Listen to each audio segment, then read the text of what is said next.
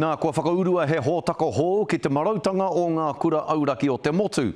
Kei te whaihua ngā tamariki i roto i te whāinga kia ako rātou ki te pānui me te tuhi ki te reo Māori. Hei tā māhina Selby Law e tika ana kia whai wāhi nui te reo ki roto i te marautanga ako ki te pānui me te tuhi. Anei rā, a Regan Paranihi. He rawe mi muramura ka whāngai i ngā hirikapo o ngā manu kōrero Māori e pihi ake ana. Structured literacy is teaching you to actually decode or actually read the words and also encode, which is spelling.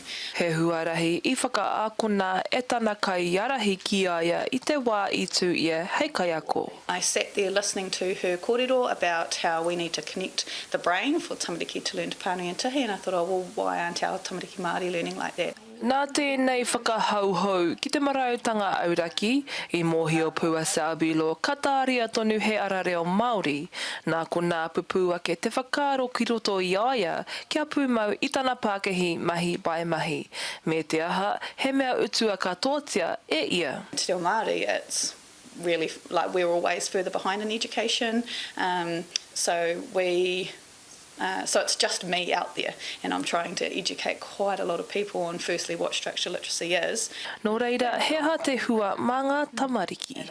They learn 11 sounds, and then they learn to put them together into kuoro or syllables, then into kupu, and then into rerenga kōrero. And then they learn the second half of the alphabet and put them all together again, and then they learn the double vowel blend. Hei tā Selby Law, kua ki te hoki he hua o te hanganga reo matatini mā ngā tamariki ti paupau. They pretty much won't learn Te Pānui and Tihi if those connections aren't made in the brain, so they need to learn through structured literacy.